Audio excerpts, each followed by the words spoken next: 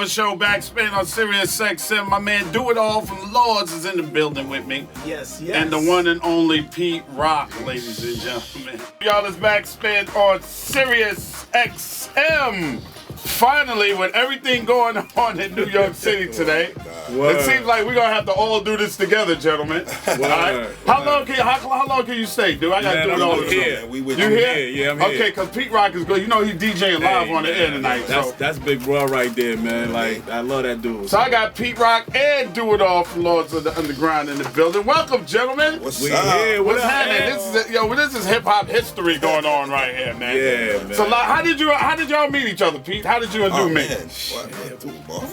Well, it was we formally made the connection through Marley, but just when we first signed to Elektra, they were Pete Rock and CL Smooth. They were our label mates, and our head of our label, which was Ruben Rodriguez at the time, was in their video. And he was like, "Yo, I want y'all to come to this set." And we wasn't even out yet. Pendulum Records. Yeah, man. So, actually, Ruben Rodriguez made the first introduction, but Marley made it family. Yeah. You know Okay. And that's when I ended up doing the Flow On remix. Word. Okay. All right. That's a classic out there on this road, boy. Oh, yeah? They be like, sing the flow on, sing flow on. That's dope. Word up. Pete, when did people first start asking you to do remixes? What's the first hip hop remix you can remember doing? Johnny Gill. Johnny Gill, which one? Really? Oh, Doing the Running Man. Who hit you up for that? Eddie, that's when I was rocking with Untouchables, Eddie F. That was like kind of my first, dealing. Well, actually, the Have records. Yeah. Okay. Co-producing, but as far as producing, that was until after the Heavy D stuff. Groovy Chill. Wow. My first real remix was, I think, Johnny Gill and Basic Black. I was doing R&B joints. Okay, so your first real remixes was R&B joints before hip hop joints. That's crazy. And then that's when I got the PE thing came in like end of 91. Okay, we just played that joint too, the Shut 'Em Down remix. But I did Night Train first. Okay. Yeah. All right. So when they gave you the Public Enemy joint, right? And they said, all right, Pete Rock remix this. Did they say you could throw a verse on it, or you just said fuck it? No, I did. I just said I'm gonna do one with the rap and one without. And they can have their choice to it. Pick the one with the rap. So, same with House of Pain and Jump Around. Oh yeah. Yep, same way. I wish I would have known shit like that. I was just jumping on it because, all right, see, I'm gonna tell y'all something. When Hit Factory was on 42nd Street, I was doing 3 songs at once in 3 different rooms. All right, I did Jump Around in one room, Down with the King in another room, and House of Pain. Or did I say House of Pain? You said Jump Around, okay. yeah. Das Effects, sorry. Oh, Just all a 3 remix. smashes. All doing it all at once in one night. Right. You know what I'm saying? Going from one room to another, making beats and making sure that sound right, then jumping to the next room, say, how we doing in here? Then the next room, and then that's how I was doing it. Wow. That's why I was able to keep the consistency. Right. Crazy, But that has to be hard to try to keep that consistency, right, dude? When you're doing 3 totally different projects, though. Oh man, I mean, I can understand what he's talking about, and I guess I assume that a lot of the hip hop artists and producers out there go through the same thing this day.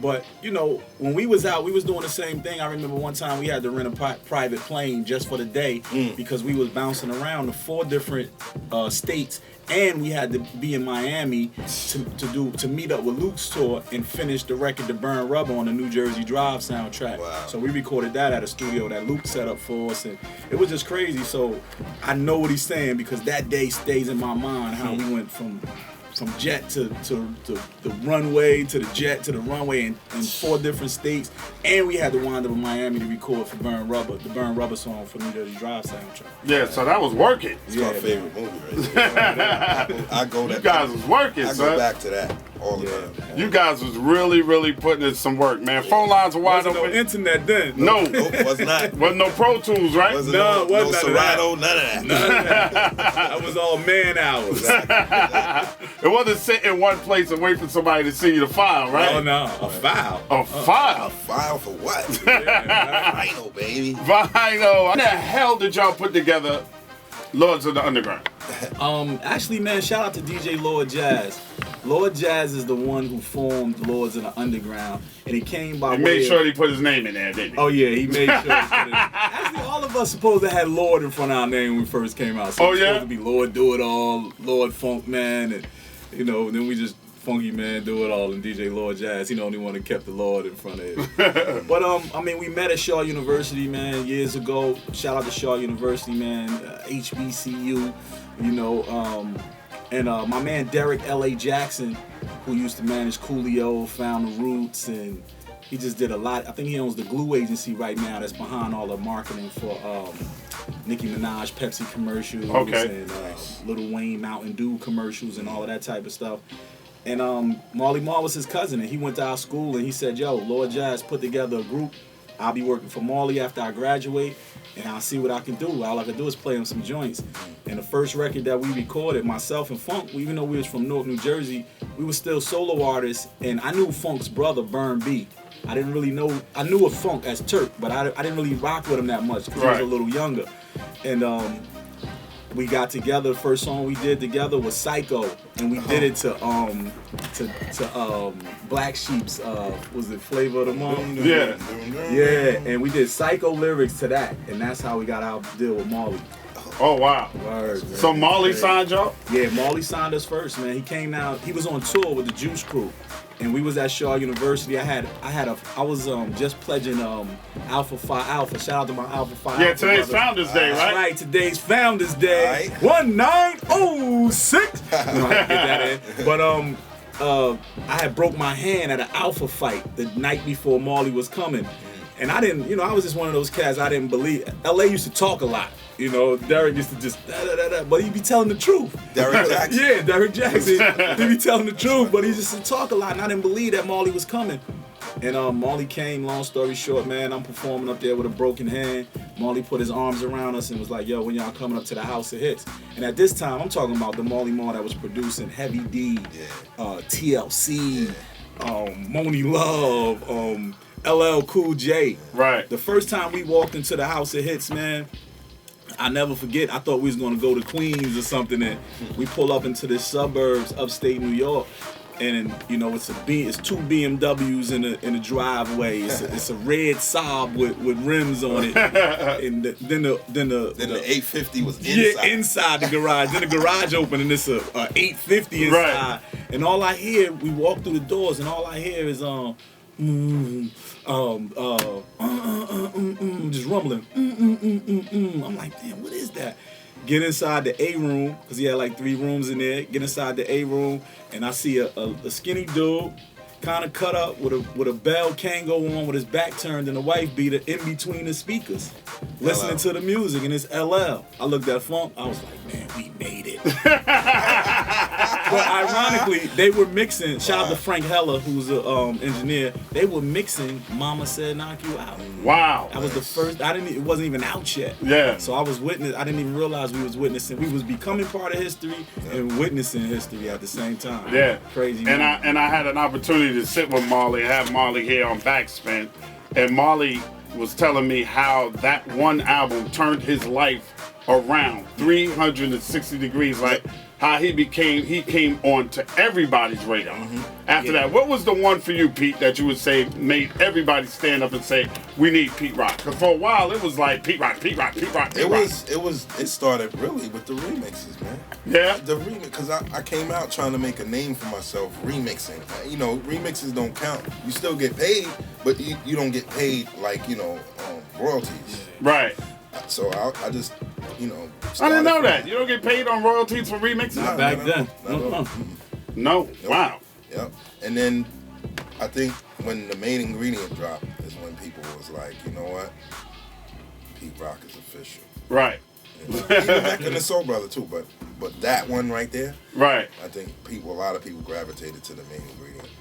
For sure. I hear the talks and the battles and the arguments about which album is better than which. A lot more people lean on Really excited about, like, it seems to be this resurgence of our generation. Like, it's like now, you feel it? I feel it. Do you feel it? Yeah, I feel it. I'm on the road a lot, so I feel it. I hear a lot of people talking. You know what I'm saying? Why do you think that is? Music is changing. The golden era. Because they know how important it was. It was something original. We came from the ground up. That's why. Yeah, man.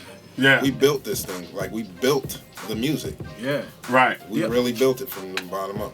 The only thing I don't understand is that, you know, Lords in the Underground, we travel a lot and go abroad to Europe and, you know, different countries in Europe.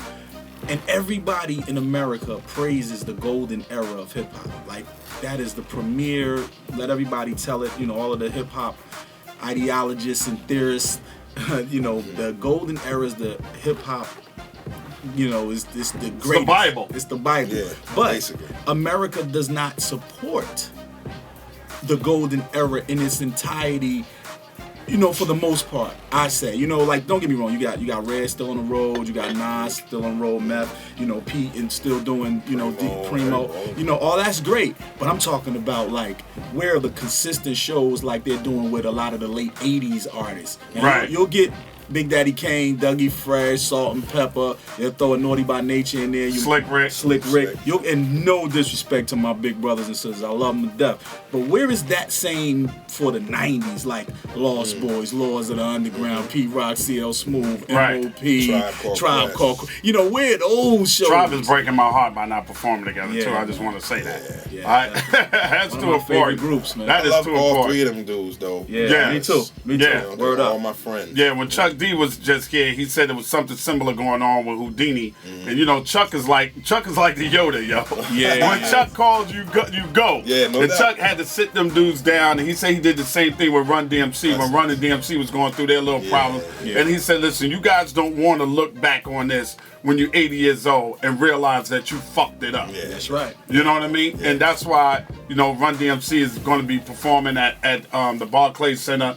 LL is going to be performing together on the 19th I hope that works December out, here in New man. York. I'm And they definitely trying to and Pete was telling me they talking about Pete Rock and CL Smooth jumping on that stage too. I would love for Lords of the Underground to get on that. You know what I'm saying? You know what? I've been really, for the last couple of years, man, in my sights, and I just sat down, actually, to talk to my man Charlie Stetler again today, and I just really want to put together this Yo MTV Raps tour, man. That's right.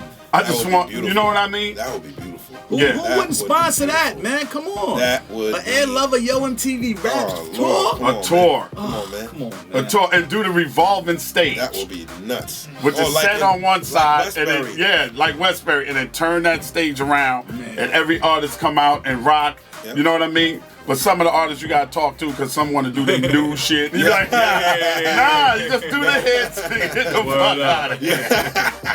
Let me get one version of my new shit. Yeah, no new shit. Just do the stuff that was on your MTV Raps, period. Right. And let everybody really get a grasp of what this golden era of hip hop is really all about. I was man. actually just watching that freestyle with me and see I run on your TV. Wow. Yeah. That was fun. Yeah, I was watching the performance I have doing "You Can't See What I Can See" Yes, on sir. John TV Raps. That's on YouTube too. Yes, I had a bald, but I'm permanently bald now. But I purposely cut my hair in. Right. You know what I mean? And so it's just like that. You guys are absolutely right. Like the golden era of hip hop took what Flash and Salt and Pepper and all of them had laid down before us and built on it. Yes. And made it better. Yes. And it increased it and increased the awareness for all the kids that grew up in there. And now all of those kids are the ones that's making the decisions now. Believe me, without Flash and everybody before us doing the work that they did, we wouldn't have been able to do what we did. That's right. So real, man. Absolutely. And the ones that are behind us wouldn't be able to be making all the money they making That's right. if we hadn't laid down that foundation for them. Big shout out to Cool Herc too. Yeah, man. big shout out to Cool Herc. Shout out to DJ Hollywood. DJ Hollywood, who I saw the who other night. absolutely belongs in that. Yep. You know, that 3, it Yep. should be 4. Yep. It's Hollywood, Herc, Flash, and Bambaataa. Yes, And exactly. Bambaataa. Hollywood belongs there, man. Shout Ain't out gonna to get enough DJ props. Hollywood. Hollywood introduced hip hop to New York. Yes, he did. You know what I'm saying? Yes, he did, because he was the first DJ. Yeah. Right? That was actually on that mic. Yep. Yeah. Okay? Yep. And all of that woo-ha got them all the check. That's That all was Hollywood shit. All of it. He's incredible. He got a book out too. Cause y'all were a great 1-2 punch. Yeah, man, they were good. Yeah. Did you know that from the gate that y'all complimented each other vocally? No, I didn't realize it until we started recording some joints at the House of Hit with Marley, and we started to hear what he heard, you know, and Right. you know, Marley just had a great ear, man. Oh my God. And Amazing. we didn't know Funk had the little, you know, you know what I mean? Yeah. And I was right there with him with the energy and the visual and the, you know, so it just complimented people so much. And I didn't realize this until we started to do a solo album and we had all these slow beats and we was like, yeah, you know, we love the underground. And Right. the fans was like, come on, man, It was where that energy at, man? Give me that dance beat. Yeah, I mean, so we started to realize, oh, okay, Laws of the Underground, people rock with us because it's that energy, Yeah. Right. Yeah. you know, and Yeah. Definitely had that. Chief Rock used to make me break my fucking neck. Just the intro, when you What? throw it on at a party, man. that Right. changed our Boom, lives, boom, man. boom. Yeah. Real, man, that changed our boom, lives. boom. Exactly. That Exactly. baseline. Yeah. Yeah. real, man. And Pete, you was some incredible. Where the fuck did you find that music for Shut 'Em Down? Oh, that's Isley Brothers. That's Isley Brothers? I mean, the baseline is How about Reminisce? Reminisce is Tom Scott. Where you find these records at, Pete? It's called Records- digging, In baby. the mom and pop record stores. No, but it's not just digging. And let me get they reminisce over And you. people's collections. That You know what? It's throwing not. out It's records. not just the record. It's how How you do it. Pete how you Rock flip it. hooked the shit up Yes. and flipped the Yes. record. Filtered yeah. the bass line. You know what I Right. mean? Threw the horns on it. Saved it on the disc. You know. Then whatever more sounds I wanted, I would just erase what I saved already and then put Dope. more in there. Now, when you was Leave doing the it, what drums were you doing it on, Pete? The SP. SP. Okay. S900. How many? You was 24 track all the Yeah, time? yeah. Now, isn't it incredible that the most incredible shit Marley Marl ever did is on four fucking Four tracks? Word. Four tracks. That's Four it. tracks. That's it. 4 tracks. I Four mean, tracks. we got signed to a major label off of 4-track music. Wow. Me and CL. Wow. Where you find CL at? High school. We went to high school together. Okay, so he was always rhyming? Yeah, his family's from Queens, from Hollis. Okay. You know what I mean? And he migrated up here to New Rochelle and into Mount Vernon. And then Right. that's how we linked. He went to Mount Vernon High, and that's how we So it was always gonna be Pete Rock and CL Nah, Smith. it was I was with a couple of other dudes from the hood first, trying to get something started. And then I met him through a friend of mine, and I liked his voice. As soon as I heard that, I was like, Right. man, this dude sound ill. Like, Right. and then once we got him on a beat, and you heard how he sounded, Right. it was like, wow. Forget these other dudes. So we just created like 50 songs, B. Wow. And he- got he's signed off that. incredible. Ruben Yeah. and all them cats was. Whatever happened to the YGs? Yeah, they Shout out to the YGs. back Shout out to the then YGs, yeah. they had something going, but somehow the deal fell through. It didn't go through. But Yeah, absolutely. It happens sometimes. YGs. Yes, sir. I got Pete Rock. I bet you know what that sample is, don't you, Pete? Yes. What is it? It's the Soul Searchers, Ashley's Roach Clips. Yo, I fucking hate Pete You know Rock, that. yo. I mean, I hate come on, Pete man. Rock. Ashley's Roach I hate Clips? Pete Rock for That's a that, son. basic. That ain't nothing. I you know what I can't would stand wanna Pete know? Rock Basic for that, yo. breakbeat, man. You That's know what I want to know? Who is Ashley? Like, who inspired that? Like, who is Ashley that had the roach clip that inspired that? Yeah, Roach Where's Clip is, right? Ashley You at? know what the Roach Clip Yeah, is. absolutely doubt. know what the Roach Clip is, man. Exactly. While we're on the subject of people that made huge contributions to hip hop in general, big shout out to James Brown's family. Oh my man. gosh, Oh my man. God. Yeah, I had a chance to go down there and South Carolina to meet them, but I had a show to do, so we didn't ever get to have that meeting. But I met James when I was 7 years old. Wow. Oh wow. Yeah. I did a week work for Yo MTV Raps with James Brown, baby. Remember that? Yo, I Had got a a James week. Brown story too, man. Give me a James Brown story. Here Come the Laws, the joint Pete Rock you like. Yeah. Here Come the Laws. We used K-Def produced with Marley Marl, and it had some James Brown. We used a lot of James Brown in JBs. our records, man. And we trying to get a sample cleared, and James' lawyer called the office. And we just happened to do press day and all that this day. So I go into legal, and they're like, DoItAll, we need you right now. If we're going to clear this record, if it's going to make the album. I get on the phone, I'm talking to his lawyer. His lawyer says, hold on. He put James Brown gets on the phone. Hey, DoItAll! Yo, I'm looking at the phone. I gotta be 19. Right, you I'm looking at the phone like thinking they playing. I'm thinking they joking or something. He like, what do you mean about this wreck the town? Cause you know in that song I was like, get up and down and wreck the whole town like James Brown. Ha. Oh, you said that in the rap. Yeah, and he was like, what you mean? You trying to be funny about my incident? He remember when he was going? Oh yeah. Yeah, he was like, you trying to be funny? I'm like, nah, wreck means that nobody can do it better than you and you're the great. He was like, I thought you trying to be funny. He didn't say bye, he didn't say nothing. He was like, all I heard him in the background, yo, that's cool, that's okay. Get it back to the lawyer. Yeah. That's how that record got cleared. That's Wow. crazy. That's crazy. Wow. when we had him on your TV raps, he walked up to me and said, "You ain't love it." I said, "Yeah." I said, "Mr. Brown, yes I am." So where James Brown's dressing room at? Because you know, James Brown got to change his clothes. He talk about himself in the third person, right? He said, James Brown got to change his clothes.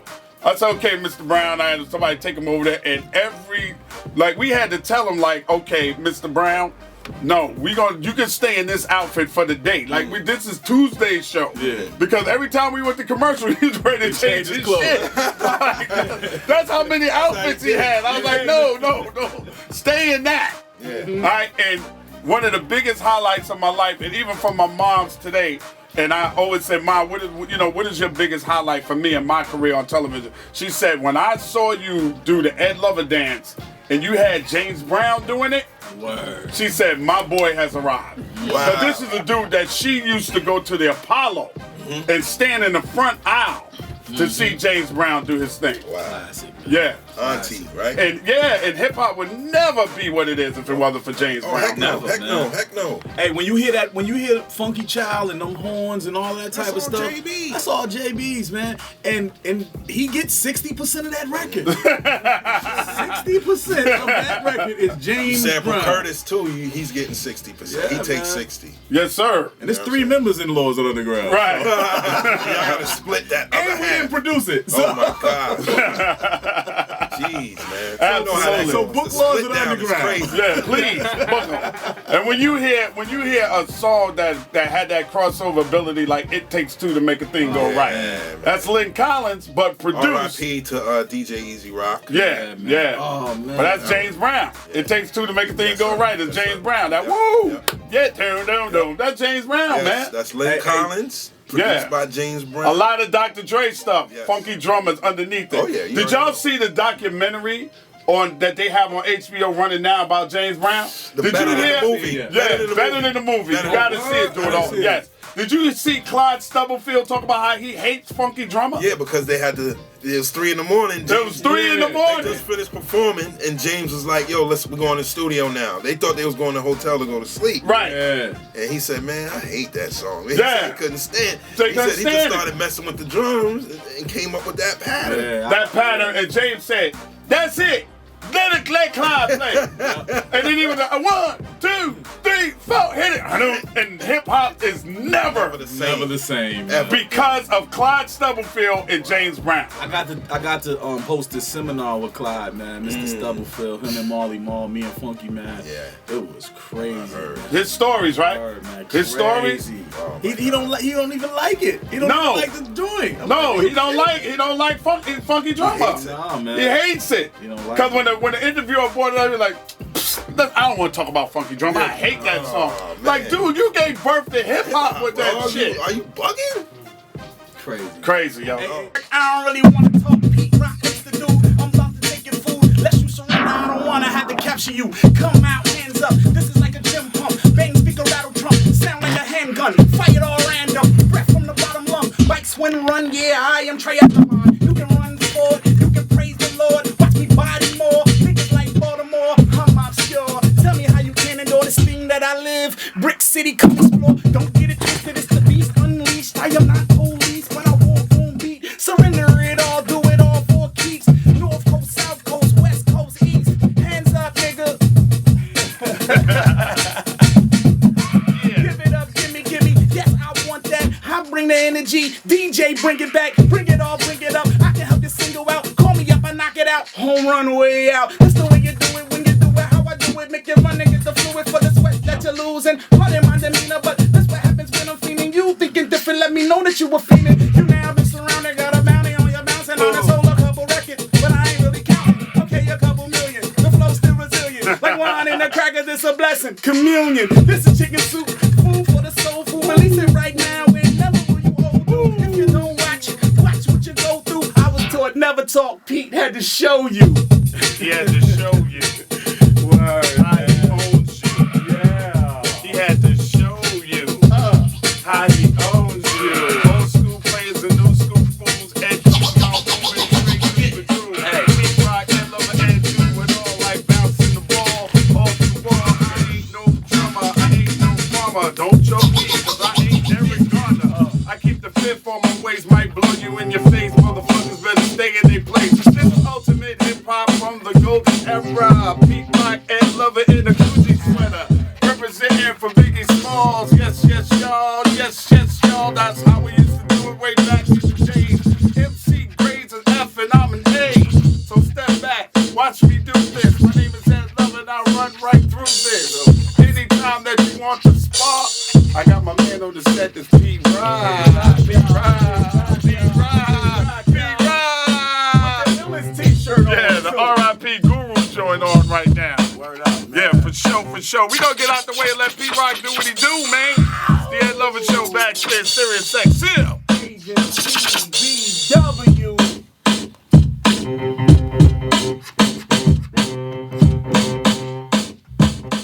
Yo, what's going on? Come on, man. I know everybody go, come on, when he get up here and come on, son. Yo, stop stealing his come on, son.